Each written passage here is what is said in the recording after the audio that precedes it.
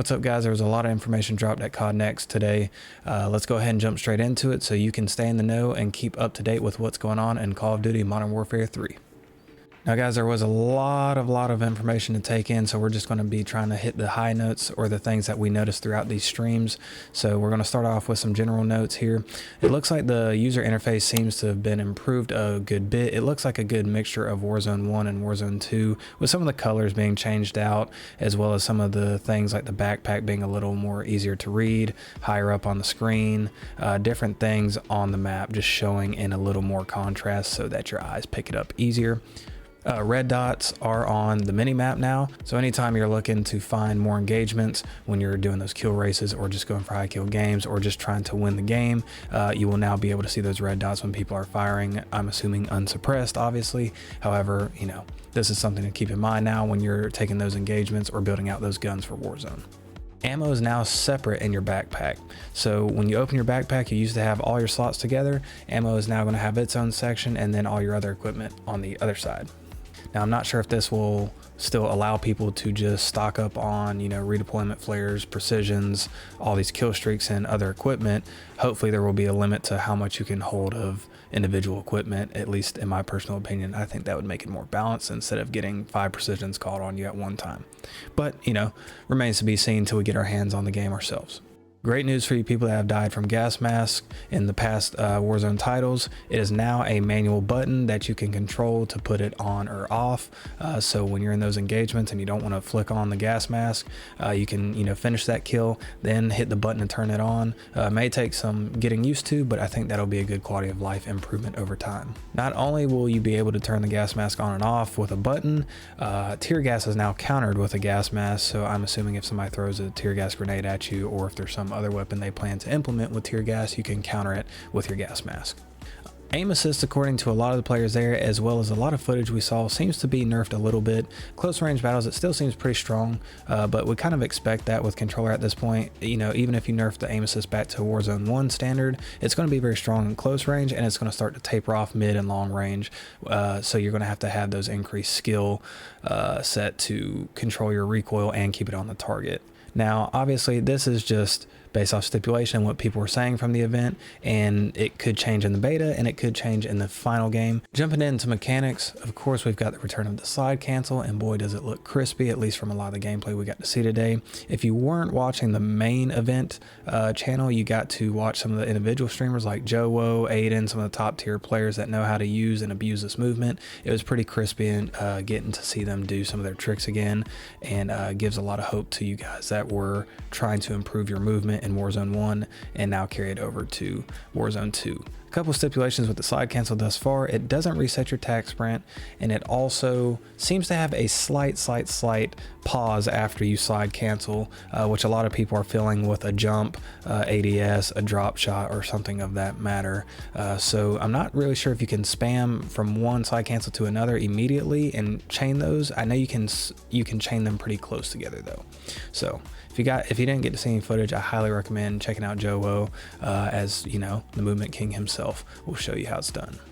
Going along with mechanics, the Dolphin Dive is returning, so I'm assuming that will also include the cheeky mechanic that Shoutout found, where you can bounce your stomach off of a railing and continue your momentum going forward. Finally, the reload cancel is back. If you were ever caught in the middle of a reload in Warzone 2, Modern Warfare 2, you had to finish that animation, and it did get a lot of people killed. Finally, you can just double tap your Y or your triangle button, or on mouse if you just switch weapons back and forth. It will cancel the reload, and you can go back to shooting, assuming you had bullets in your gun. Snaking is back, so if you're not familiar with what it is, it's just when you go prone and you stand up really fast and people's heads go up and down behind cover. Well, it's returned, and it looks the same exact way it was in Modern Warfare 2 and Warzone currently. The classic drop shot appears to still be in. I did see some streamers struggling to try and do it, so it may be specific to gear or attachments on your gun, but it has returned, so no worries for all you drop shot fans. Coming in at one of our last mechanics, there appears to be no instant hover hop or popcorn or whatever the term is that you want to use for it, where you go prone and then you jump and your character immediately is standing. Shoutout used it a lot in multiplayer. You saw a lot of Warzone streamers starting to use it here towards the last few seasons. So, you know, it doesn't appear that's returned, which in my opinion is good. It was kind of an exploit that I feel like was ruining fights for a lot of people. There is no true B-hop anymore, at least at this time. It does appear that you can still get momentum into a pretty good bounce of a jump, but it looks like you go more vertical instead of forward with your momentum. So keep that in mind. Jump spamming seems to have almost a cooldown where you lose momentum the more you spam your jump. Moving on to the perks in Gunsmith. So starting off with the perks are now called gear. You have gloves and boots, and you even have a thing called vest. If you've seen any of the videos or like the one that I have in the background here, depending on the vest you choose, you get certain abilities from it. It also may determine what boots and gloves you're allowed to pick from. All of this gear gives you certain abilities, just like perks did. I think it's just a way to rebrand it, reskin it, try to make it feel fresh, and maybe even something they can monetize later on for customized options.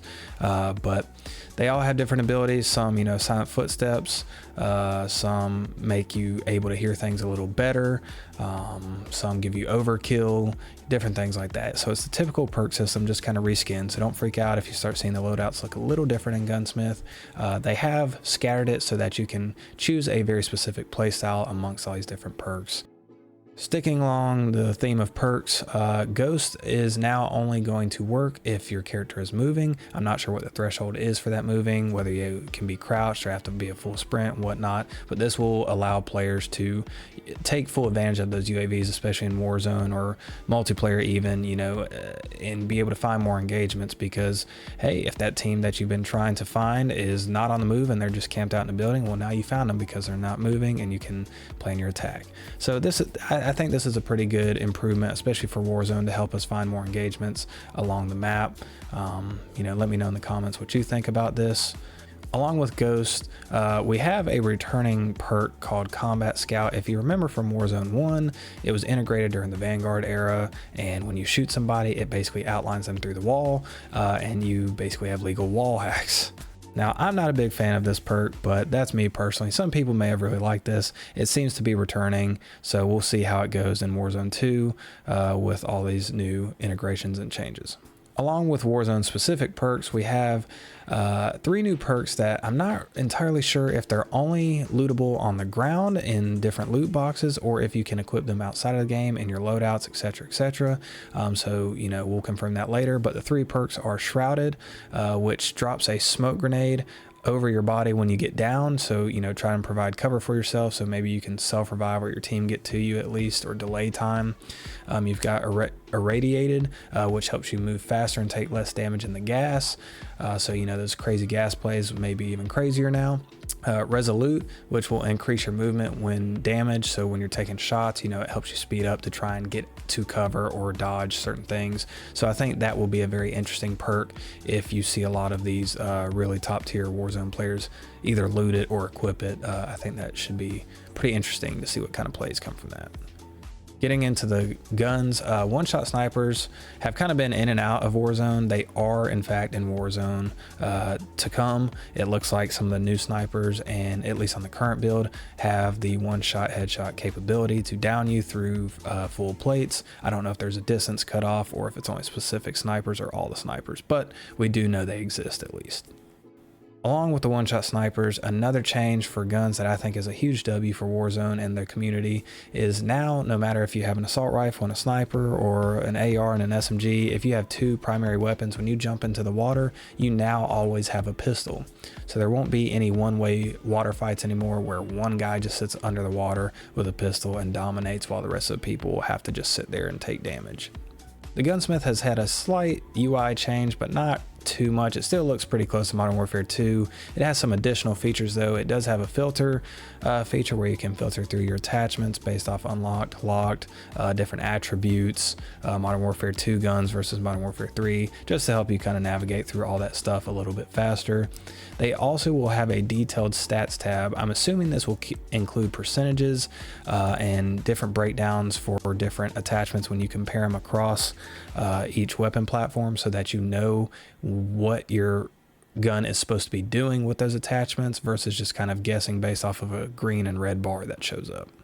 Along with the Gunsmith, we did notice that there was some old school attachments from Warzone 1, like the favorite monolithic suppressor, which was kind of the go-to. So we'll see if a lot of those old attachments return and how they stack up to Warzone 2's current guns and attachments. Now for all you camo grinders, it appears that in zombies, if you're going for any of those specific camos, they do have zombie specific camos for both Modern Warfare 2 and 3 weapons. So that's huge, you know, for you guys that love to kind of grind and do those types of things. Looking at some of the equipment from the loadouts and the Gunsmith, a lot of it is pretty typical standard stuff, but one key point that I wanted to point out for you Warzone players is that stems actually now increase your speed and your slide distance, similar to Warzone 1, but it doesn't look as drastic, at least from the usage that we got to see today. So this may be tweaked, but keep in mind it does give you a slight speed boost. Now for the big stuff, the map. Today we got to see the new map, Urzikstan, however you pronounce it. I apologize if I'm butchering it. It is the new Warzone map that should be dropping in December when they integrate all the Modern Warfare 3 tech into Warzone. It is very Verdansk-esque, which I think a lot of people were really liking. The color palette, the contrast on the map, everything looks a little more gritty in Modern Warfare 19 / Warzone 1 feel, I feel like personally, compared to Al-Mazrah. I think Al-Mazrah is still a great map, but this is definitely along the lines of Verdansk-esque. It is a lot more populated by city buildings, so that might be a slight concern. But from all the footage we got to see today, it does look like there's a lot more than just fighting on rooftops in cities. So, you know, don't be too alarmed. I think the map will flow fine, and it does look like they put a lot of effort into it to make it feel very reminiscent of Warzone 1, if you were a fan of that. Keep in mind the new map does include a lot of POIs from maps like Favela and some of the other multiplayer maps from past CODs. So, you know, keep your eye out for places that you recognize throughout the franchise. The new map does include a train, like the classic Warzone map, except this train can be controlled by players from speeding up to completely stopping, it appears. So kind of interesting if you want to loot it up or use it as a distraction or a getaway, something like that. Be interesting how it plays out, if it really is even that big of a factor in the map. To help transportation though across the map, not only is there a train, you now have horizontal zip lines from rooftops to other rooftops, from different POIs to, you know, across the water, things of that nature, just to help you traverse a little faster, get to that next fight faster. They also have the standard redeploy zips that they have currently in Al-Mazrah that help you zip up and fly across to a new part of the map. So that is returning, so that's a big W to help movement, especially if there's not a ton of vehicles, which I imagine in a new map this size there will be more vehicles as well. So moving on to the gulag, it does appear that they stuck with the 1v1 gulag for now, and it does look pretty standard from, you know, your mirrored setups on the map, straightforward. Nothing too crazy, except that you do have a rare chance now apparently to fight in the same gulag but with night vision on and your canted lasers, kind of similar to how they've done in multiplayer in the past with different night vision maps. The Champion's Quest will return to the standard BR mode, but if you kill the team that has the Champion Quest now, they will drop that quest and you can pick it up. Now, I don't know if that means you continue it on from where they stopped, or if you have the chance to do the quest next match if you live. I'm not really sure how that works. All we know is that they do drop the challenge itself for you to be able to pick up.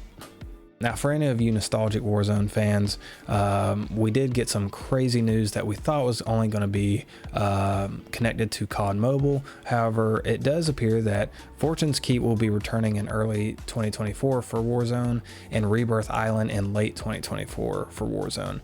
Now, there's no telling how the game may play by late 2024 or what integrations they may add or change, but the fact that they're bringing back maps that are fan favorites is pretty cool to me, and it gives me hope that they'll continue to listen to the community and do things of this nature.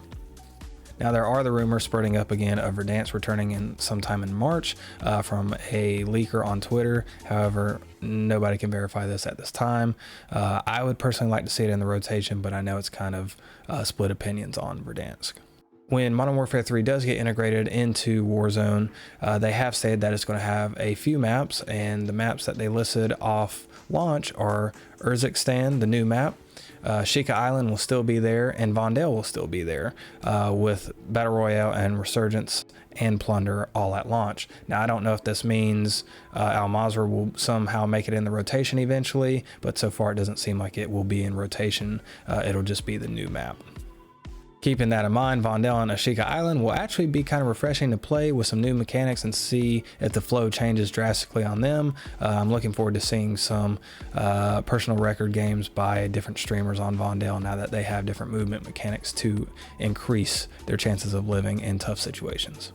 Last but not least, we have the announcement for COD Mobile. It's supposed to be coming in spring 2024 with Verdansk, Rebirth Island, and multiplayer modes as well.